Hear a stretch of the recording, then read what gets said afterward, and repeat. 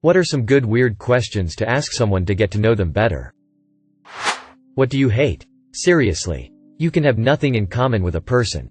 But as soon as you realize you both hate the same things, you'll feel like that dude is family. Now that I think about it, that explains a lot of the things that happened these last years. One day at work we got a new hire who was set to work with me and another guy on the night shift. For the first week she barely said anything. Then at the start of week 2 I'm midway into the shift focusing on some shit on my computer monitor when I hear her say, "What's your opinion on eating ass?" I was fucking shocked, and that's hard to do. I bust out laughing and tell her to do that again to our other coworker. Few minutes later he comes back and is also focusing on some computer stuff. It gets dead quiet and she quietly turns to him and says, "What's your opinion on eating ass?" He didn't even move. Immediately his ears moved like he was just jolted back to reality from zoning out. He slowly turns to her with the eyebrow thing like The Rock does but with glasses and goes, "What?" I was crying. "What's the largest mammal you think you could knock out with a single punch? What's one superpower you would not want?" Their answer could be pretty telling.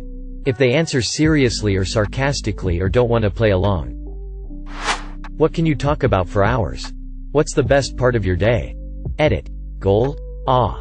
Thanks. May all of your conversations blossom. I once had someone ask me, "What's the worst thing about you?" When's the last time your dick has gotten direct sunlight?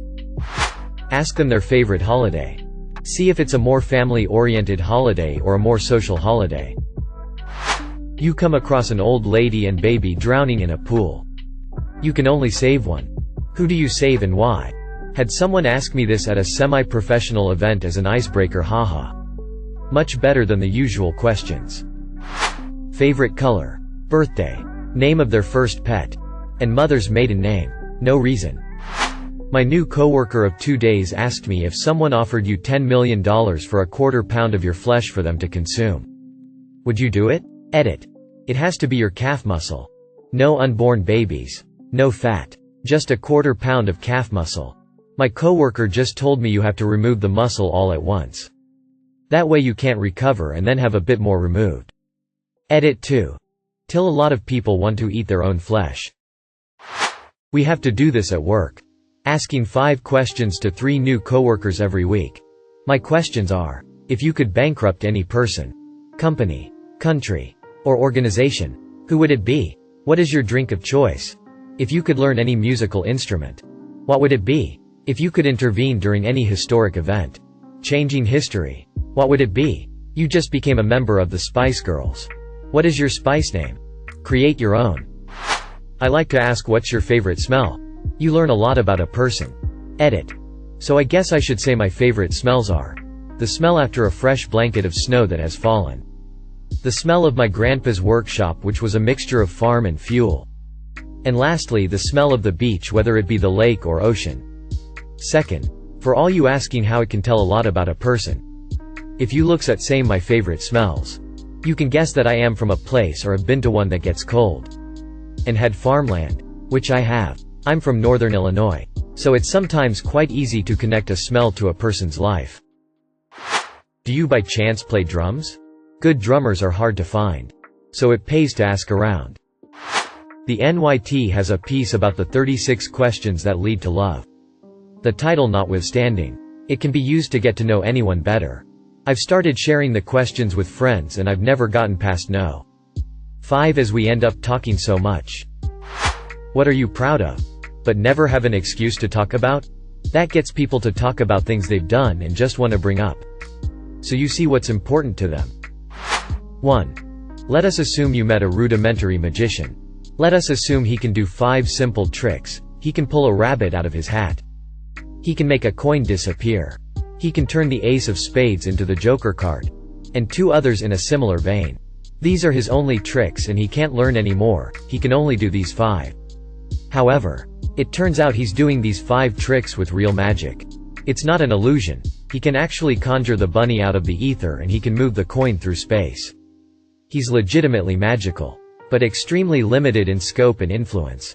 Would this person be more impressive than Albert Einstein? 2. Let us assume a fully grown Completely healthy Clydesdale horse has his hooves shackled to the ground while his head is held in place with thick rope.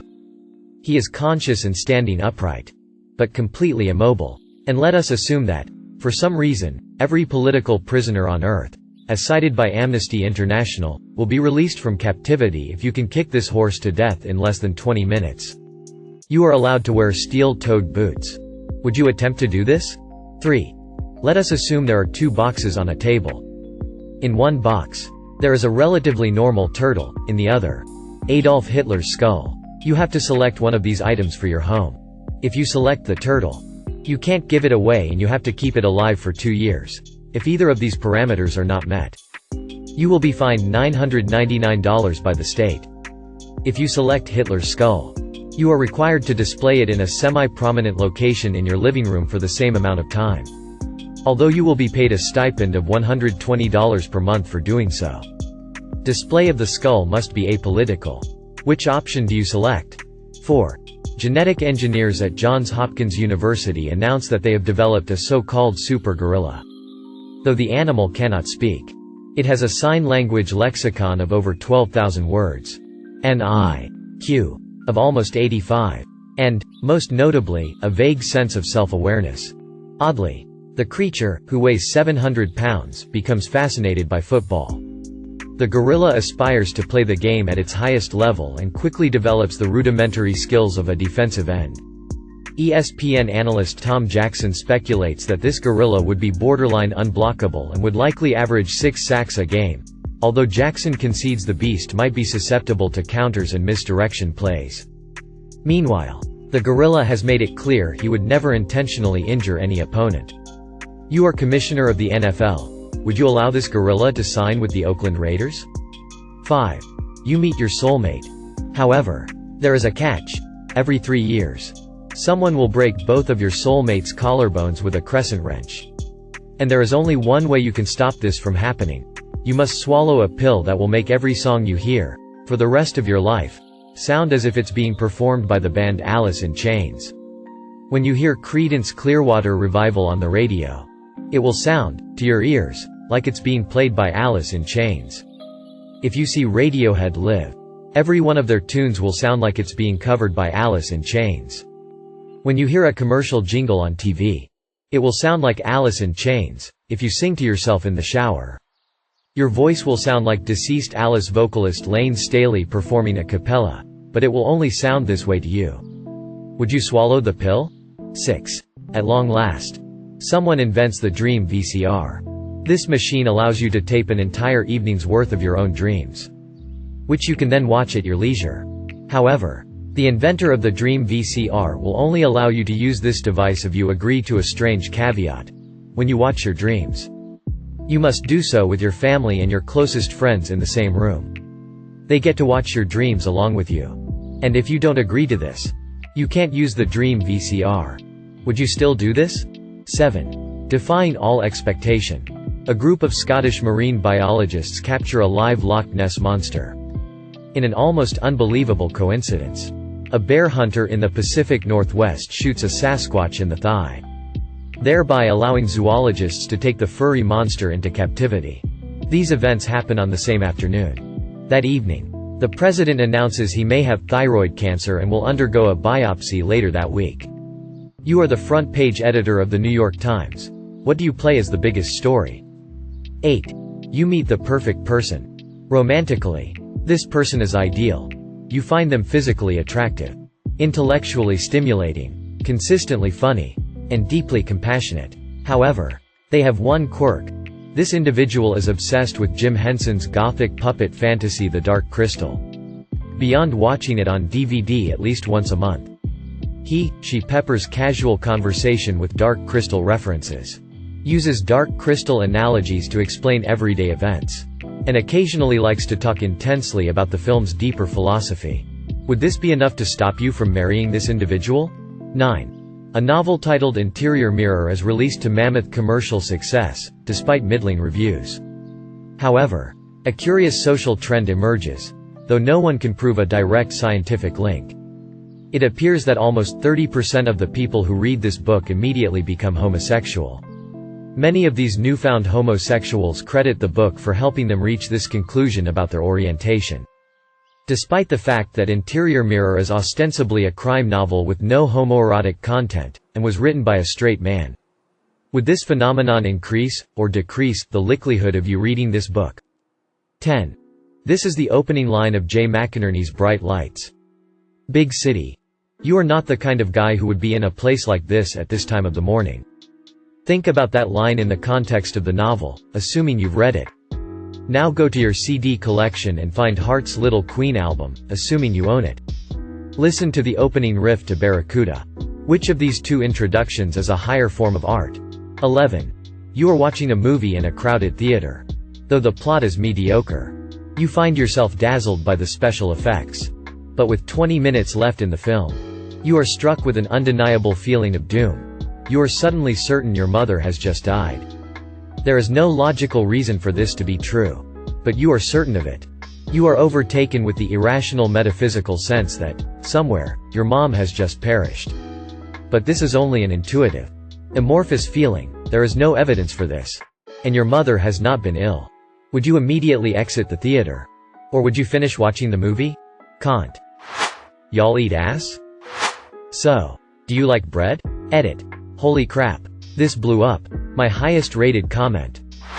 What is the most normal thing about you? Work, since nothing is more embarrassing than being normal nowadays.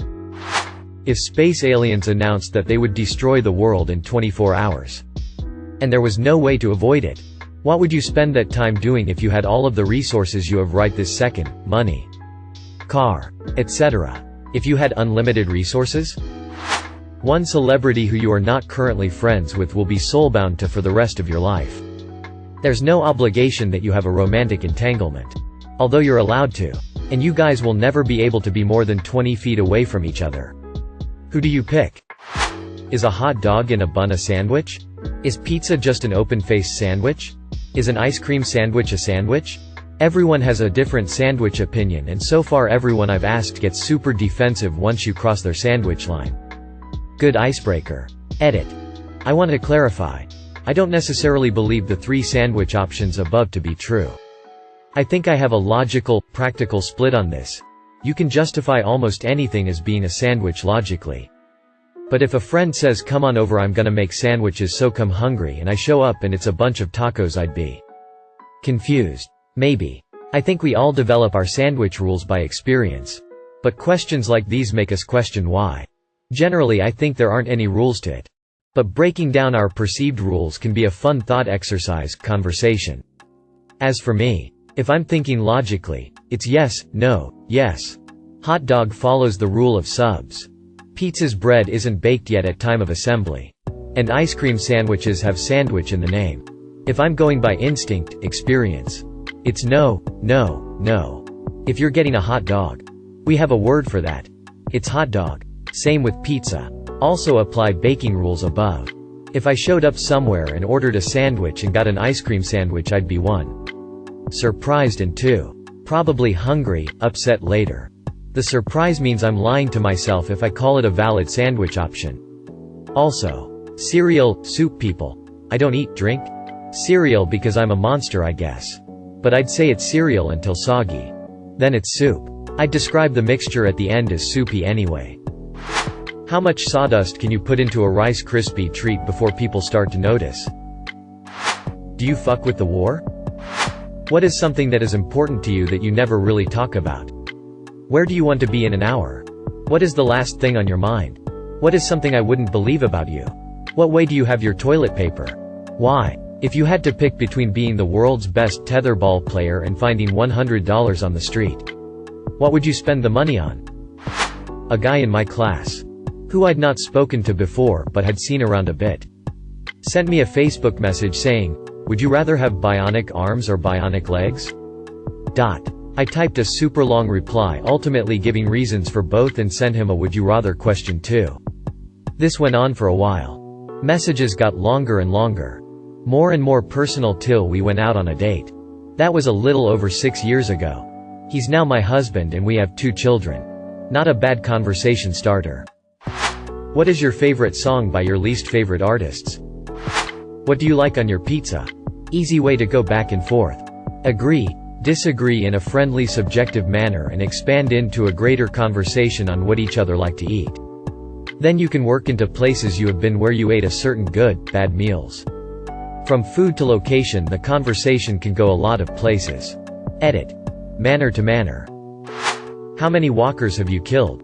How many people have you killed? Why? Where were you in 1998 when The Undertaker threw mankind off of hell in a cell and he plummeted 16 feet before crashing through an announcer's table? My new personal favorite, on an average day. How many pigeons do you think you could reasonably carry? It's so far out of left field. It throws people off and gets them thinking. They also think you're weird for asking it. But it's worth it for the random answers you'll get. Ask what makes them sad. Delicately as you can. Because not everybody would like to talk about this with strangers. But this is a good point to know people better. Would prefer to be buried or cremated? What is your go-to Super Smash Bros. Character? If you could pick a day to relive over and over. Groundhog Day style. What day would it be and why? If you were a flavor. Which one would you be? That one is inspired by the webtoon Spaceboy. In episode 142. The author created a whole guide to knowing your flavor. But obviously that might be a little involved for the first few times talking to someone. If you were going to wake up tomorrow with no memories except one. Which memory would you choose to keep? Have you ever had any pets? If so, did you have a favorite and why? Stability or adventure? Outside or inside? Paper or plastic? The simple binary questions are good for first-time meetings because they're easy to answer but can lead to deeper discussion depending on interests. Thank you for watching. If you enjoyed this video, don't forget to drop a like. If you would like to see more content like this in the future, subscribe and turn on notifications to be notified about future videos. Now check out one of these interesting videos.